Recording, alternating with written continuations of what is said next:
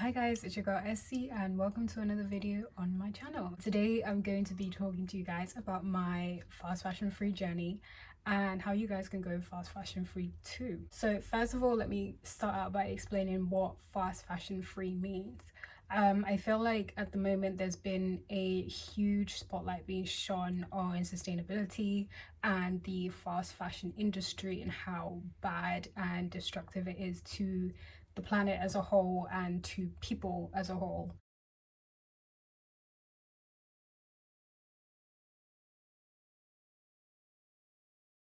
Fast fashion free essentially means ditching fast fashion, ditching the mentality that you need to buy constantly from stores like in person or online shops, which produce garments at an alarming rate. They constantly have new things out, which feeds this behavior that we all have, that we need to constantly be buying new things and hopping on trends and things like that. So going fast fashion free essentially means breaking away from that and not being a part of it, not purchasing from unsustainable brands, unsustainable companies, and being more conscious in how, where, and what you buy. And you might be wondering, okay, so where do you buy from? I tend to mostly buy only secondhand and thrifted items. I don't shop online. So when I initially decided to go fast fashion free, I didn't realize that that was what I was doing. Essentially, I didn't realize that that was the term for it. Sometime around December, I was back home for Christmas. I was kind of a bit short on cash, but desperately needing a new wardrobe. So I decided that I needed to get a bunch of new stuff for cheap, and so thrifting was the way to go.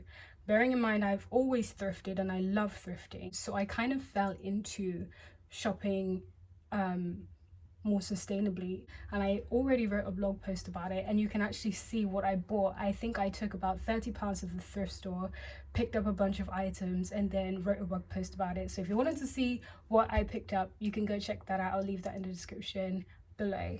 After spending £30 and seeing how much that got me, I decided to kind of keep it up in order to help my finances. I wasn't in the best financial position, and I felt it would be a great way to help me stop spending on clothes, which is one thing that I really struggled with. Slowly, it's become a way of life. I decided to challenge myself to just completely not buying anything brand new or fast fashion for a year. And it's now August, and I started this in December, January. Apart from money, another reason why I decided to go fast fashion free is because I've always known of the detrimental effects that fast fashion has on the environment and on people. When I was 13 and doing my GCSEs, I took BTEC GCSE as one of my subjects. And one of our lessons, our teacher let us watch a documentary about, the fashion industry. And the documentary was all about the unsustainable practices that big companies like Nike and Adidas and things like that, people like that, get involved in. The documentary was mostly focused on Nike. I can't remember the name of the documentary, but I will try and find it and link it down below. And it was essentially about a man who wanted to challenge Nike in their, unsustainable practices, and traveled to their factories in places like Bangladesh and things like that, and followed and showed the behind the scenes of the workers who are, working in sweatshops, really underpaid. And not just the workers, their children as well. I think that's the part that stuck with me the most, seeing children as young as like 5, 6, 7 working day and night for what equals to like 50p in the UK. That at 13 years old blew my mind. I think as a part of growing up, I did buy things from Boohoo, Nasty Gal, all these places, Primark, which is one of the worst ones, because I didn't have the means to buy the things I wanted that were sustainable. And so when you're a young person with a small budget, you really have two options: to go secondhand or to go firsthand and then be unsustainable. Which leads me on to talking about like the pros and cons that I found with going fast fashion free. Obviously, the major pro with going fast fashion free is that you will save yourself a lot of money and a lot of time.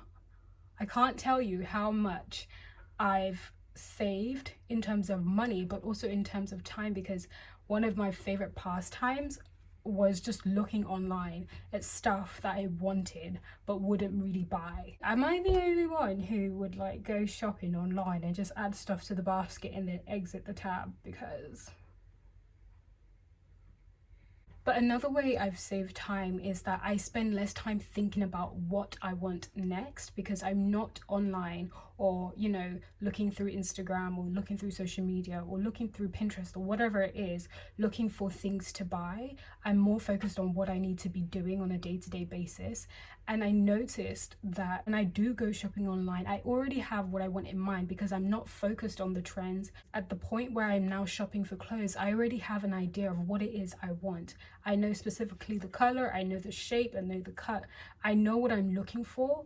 Going fast fashion free has enabled me to like step back and look at the bigger picture and actually figure out what it is I like and don't like in terms of clothing. And so I spend less time just browsing and looking and waiting for something to catch my eye. If you find that you struggle with style and you tend to buy things out of not really knowing what you want, and then you also find that you buy things and then never wear them because you don't like them but it's too long past the return date, maybe try going fast fashion free and see how that helps you discover your style a bit more. I think it really does help you pay attention more to yourself and your needs rather than your wants. I will say I'm not gonna be out here giving you all the, you know, all the hacks and tips without giving you like the real tea. Obviously, thrifting, shopping secondhand, buying things online that are not fast fashion does mean that sometimes it can be hard to find what you are looking for. I think it's one thing knowing what you want and then another thing not being able to find it. However, that same problem still exists when you buy firsthand as well. Sometimes you have a picture in your head of exactly what it is you want, and you will search on ASOS, on Nasty Gal, on anywhere, and you won't find it, or if you do, it won't be the price you can afford. So I think that problem still exists on both sides. Another pro that I absolutely love is I'm not one for trends, but somewhere down the line I end up liking that trend. But it's, you know, obviously it's past, it's been 3 years, everybody's moved on, everybody's wearing neon or something new, and I'm like, ooh, pleated skirts. By that time, people have worn, they've used, and are now selling those old items because they're no longer a trend. I have plenty to choose from, but I'm also getting it at a cheaper rate. Like, imagine not liking something, liking it, getting it cheaper, and then like you can even argue the price. Like, that is a bargain. That is a bargain. I don't know what you're talking about, but to me, that's a bargain. If you're wanting to go fast fashion free, I think another con to look out for is that thrifting can be quite addictive. If you're not careful and you're someone who likes shopping, you might find yourself constantly just going out to see what new treasures you can find, but not needing to. And then obviously this can have an impact on your finances and things like that. So I think it's important to like watch out and make sure that like you keep things in a balance. However, the pro to that is that there is a huge demand for second-hand clothing at the moment. If you're really into thrifting like I am, and you love thrifting and you love finding new gems, you don't need the gems. One thing you can do is you can put your skills to use and set up a, you know, Depop or Vintage or online store where you just resell clothes so you make a bit of money on them. Like, there's just so many pros. Like, get on it. Like, what are you waiting for? If you want to know a bit more about how to like get into selling clothes online or buying clothes online, I have blog posts on my blog that you can read, which will hopefully help you get started. And if you want me to do a video on like how to sell online or how to thrift or any of that kind of stuff, leave a comment down below and let me know, and I'll get back to you. Now let's get into how you can start going fast fashion free.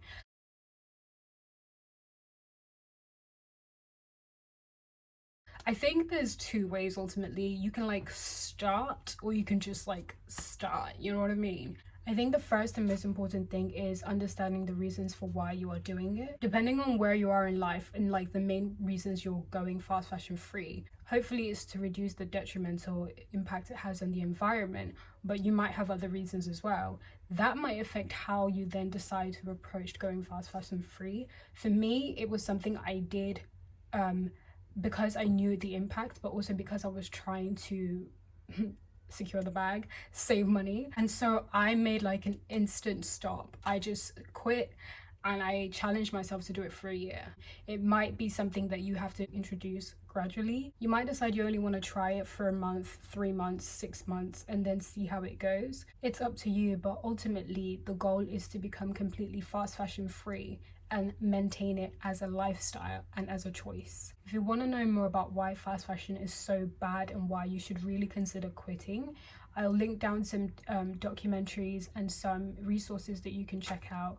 I really recommend watching the documentaries by DW, and I also really recommend, if you're thinking of not just going fast fashion free but also being sustainable overall, KSA magazine, who I used to work for, do really amazing easy to read articles on like different aspects of, you know, living a sustainable life, and you might find that some of them really help you. You might also find some articles that I've written in the past.